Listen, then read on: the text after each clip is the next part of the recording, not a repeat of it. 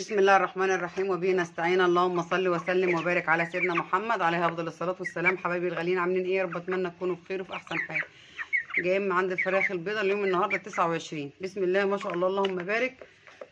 ابتدوا يعني يظبطوا معانا، وده بعد ما حطينا البدايل. يا جماعه البدايل جميله جدا، بس احنا طبعا مش بنحط حاجه واحده، لا احنا بنحط كذا حاجه بدايل، كذا حاجه كل حاجه، عشان طبعا الفرخ بتنوعي له وياكل معاكي ويحول معاكي ان شاء الله.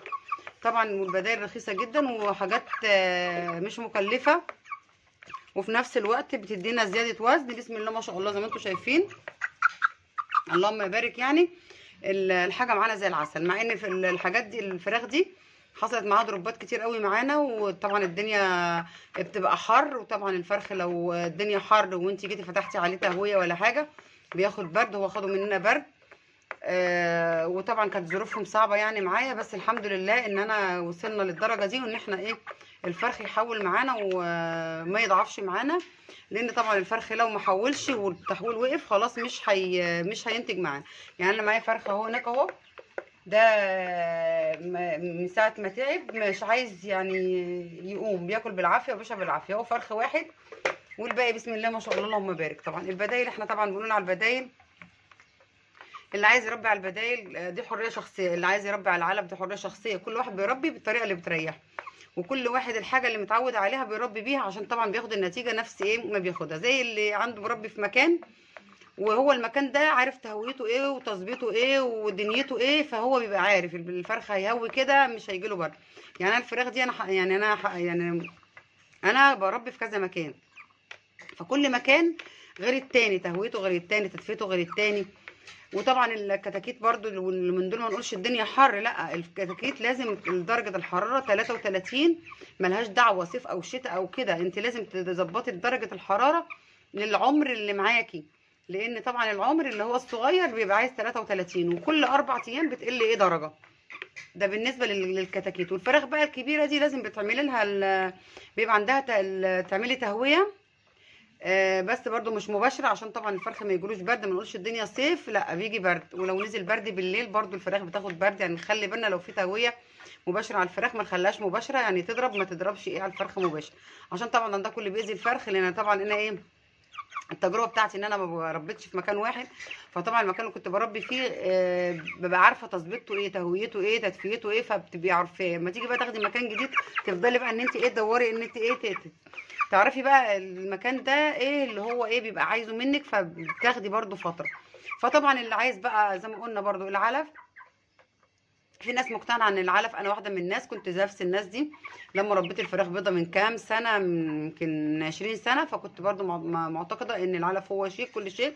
بس طبعا مع استعمال البدايل، لان ده جربت البدايل، لان طبعا ايه زي ما قلنا انا برضو عايزه الطعم بتاع زمان. يا جماعه انا عايزه طعم زمان، فالحمد لله لقيت طعم زمان، ولقيت الوزن بتاع الفراخ بتاع الفراخ البيضاء، الوزن والطعم بالبدايل. بسم الله ما شاء الله اللهم بارك. يعني ماشيه انا بالبدايل، ومش بدايل واحد كذا حاجه انا بنوع لهم فيها، يجي 3 4 انواع بدايل، والحمد لله جابت معانا. طبعا اربع الانواع طبعا احنا هنقول لكم عليهم، بس هنصلي على الرسول افضل الصلاه والسلام. بس حبيبتي الغاليه يا ريت تعملي لايك لو ما اشتركتيش في القناه يا ريت تشتركي فيها وتدعمينا ايه للقناه كده، عشان احنا ايه نستمر ونحاول نقدم لكم جديد ان شاء الله.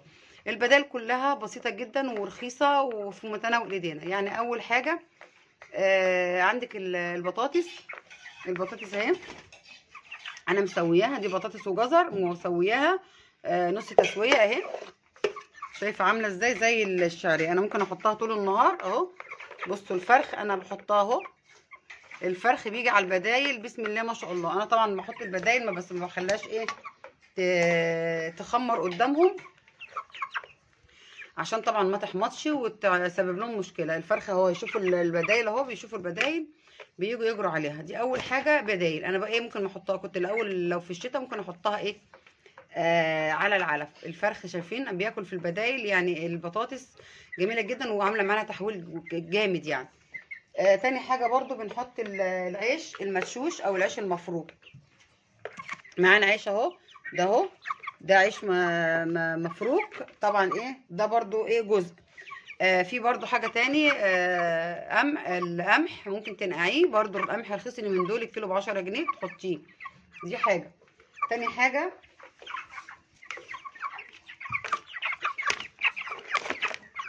او تالت حاجة القمح. وتالت حاجة بقى في حاجات اللهم صل على النبي، دي شيشة برضو لما بتسويها. بصوا الفراخ كانت نايمة، اول ما شافوا البطاطس قاموا يجروا.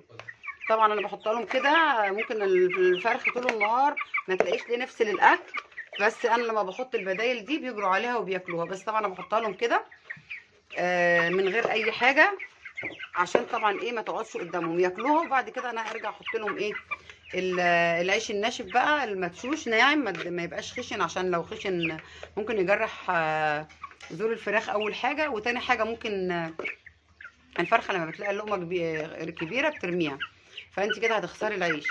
تاني حاجه الدشاشه برضو المستويه يا جماعه، ان احنا معانا اي حبه زيت مستعملين، بتروحي ايه ماسكه الزيت ده محمره فيه حبه الدشيشه، وتروحي ايه مسقياها زي الرز كده وموطيه عليها. في ناس بتحمر حبه رز، في ناس بتحمر حبه شعريه، في ناس بتحمر لسان عصفور، وبعد كده بتحط عليهم. انا طبعا لا بعمل الدشيشه مباشره. دي طبعا دي انا شفتها في قناه كانت عامله الوصفه دي، بس بطريقه صراحه عجبتني برضو. الدشيشه ايه مستويه، الفرخ الابيض بيحبها، لكن انت لو حطيتي الفرخ الابيض الدشيشه ناشفه تاكدي ما بيبقاش عايز ياكلها، لكن مستويه انا جربتها بياكلها. فاحنا طبعا كل واحد ليه شغله وليه طريقته في تربيه طيوره. طبعا انا بربي بالطريقه اللي ايه بتريحني وبتجيب معايا نتيجه.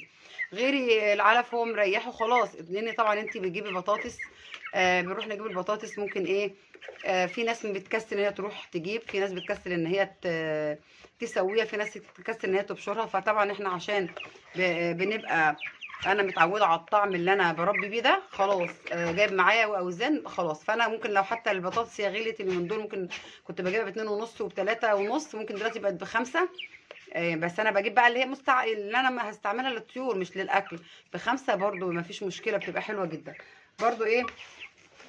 كل الحاجات دي برضو ايه جميله جدا. برضو هنخش على معانا برضو العلف النهارده اهو، العلف ومعانا ايه دي بصل وثوم وليمون طبعا. بس احنا هنعملهم ايه دول عشان ايه بالليل هنبيت عليها، لان مش هندي الحاجه البصل والثوم بالنهار، وطبعا بالليل وهنحطهم قدام الفراخ عشان طبعا تبقى الدنيا طراوه.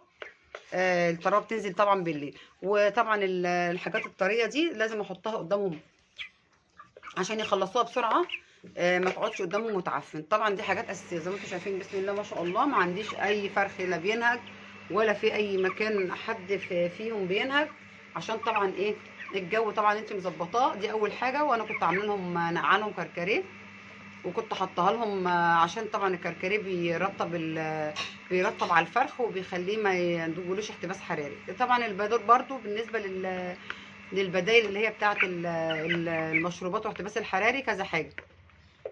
ممكن تحطي عرقسوس، ممكن تحطي كركديه، ممكن تحطي واحده ريفو على 2 لتر ميه، يعني كذا حاجه بدائل ممكن تحطيها للفرخ الابيض عشان طبعا ترطبي عليه ان هو ايه ما يجيلوش احتباس حراري. وطبعا انا دلوقتي العلف الفرخ في الصيف ما بيبقاش بيبقى العلف علف حامي وبيشرب ميه كتير، فانا ممكن احط له البدائل دي بتبقى عامله بتبقى طريه. شايفين الفرخ نايم ماسك البدائل بياكلها، يعني حاجه زي ما يكون ايه معاه حته حاجه ساقعه كده، اسكريمه، كوبايه حاجه ساقعه. فبصوا بياكل بتاع دي البطاطس عامله زي الشعريه اهي، بطاطس والجزر، فبيترطب عليهم. فانا طول النهار انا ممكن ما احطش العلف، ابقى حاطه العلف وبس، هم ما بياكلوش علف فبياكلوا الحاجات الطريه ديت، بتبقى سهله معاهم. في البيتا بقى بنحط العلف الناشف وبنحط معاها لو عيش ناشف او عيش مفروك، وبنحط معاه الخلطه بالليل عشان الخلطه ما تنفعش تتحط بالنهار عشان طبعا الحر. بس الناس اللي بتربي عايزه تربي كتاكيت، الكتاكيت الصغيره يا جماعه ما اقولش الدنيا حر وما احطش لنده، لا لازم اللنده. لو مش هتحطي بقى كمان اللي انت في الشتاء لو هتحطي لنده 200 في المكان، في الصيف ممكن تحطيها 40 واط 60 واط، مش هتحطي طبعا ال 200 واط ولا تحطي ال 100 واط. فحسب المكان برضو، في مكان بيبقى رطب محتاج درجه حراره. الفراخ عامه البلدي والابيض وكل الفراخ لازم ان انت في الايام الاولانيه بتاعتها لازم تحطي تدفئه. مفيش فرخ بيطلع من غير تدفئه، لازم التدفئه يا جماعه لان الفرخ بيبقى عايز درجه حراره 33 درجه فاول ما يكون لسه طالع، لان هو طبعا بيبقى كتكوت وبيبقى عايز التدفئه. فما تقوليش الدنيا صيف مش هحط لنده، لا هيتعبوا منك، لازم اللنده.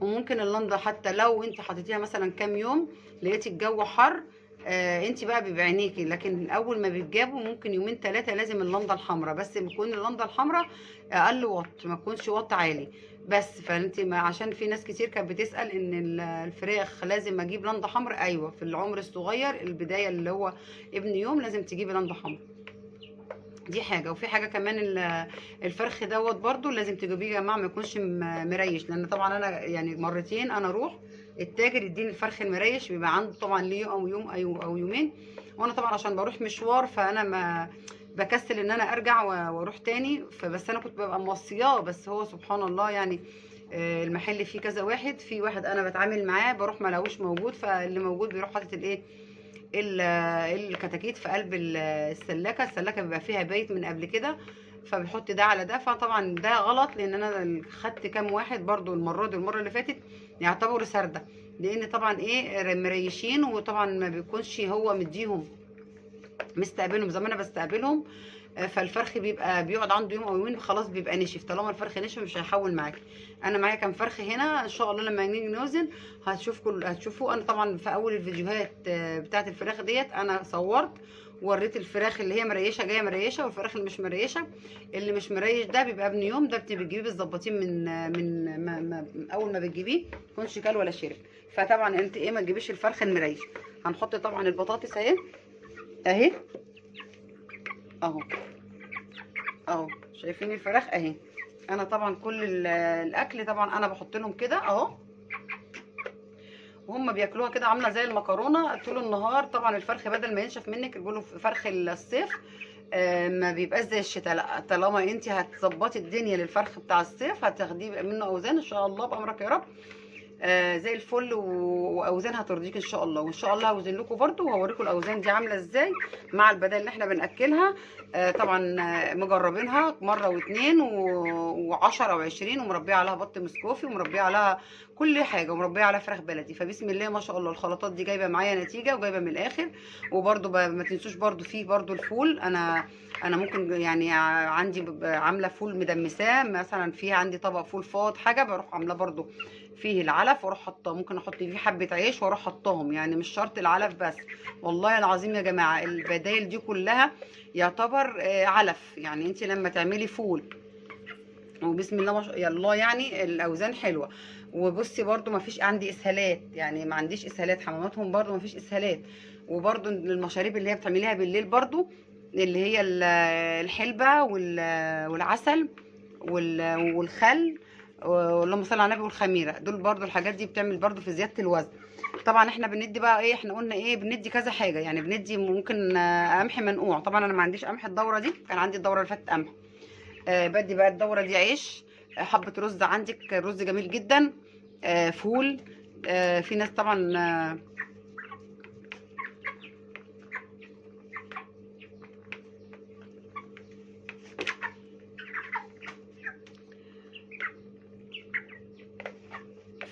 طبعا بتجيب الفول المدشوش ده وتاكل بيه ايه كام يوم كده، بتحط على الكيلو 100 جرام. لا انا بحط الفول اللي انا مدمساه يعني عندي للاكل، بحط منه عيش، الحاجات دي كلها، الدشيشه، كل دي بتجيب بسم الله ما شاء الله. شايفين الفرخ اهو.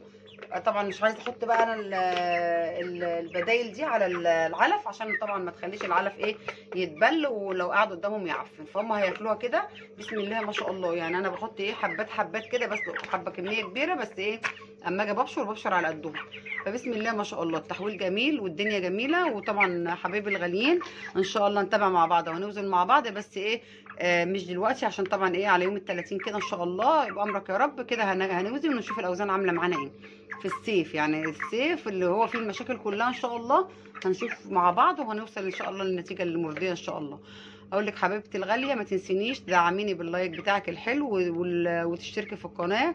يسعدني اشتراكك وتكبري القناه كده بيكم ان شاء الله، عشان طبعا ايه استمر برضو ان انا اشجع ان انا الاقي ايه في مشاهدات واللايك طبعا بيرفع الفيديو غيرك يشوفه وكلنا نستفاد ان شاء الله، كل واحد بياخد اجر من ربنا. قدمنا حاجه لغيرنا استفاد منها هناخد اجر من ربنا ان شاء الله. اقول لك حبيبتي الغاليه اشوفك على خير، اتمنى لك السعاده والخير. السلام عليكم ورحمه الله وبركاته.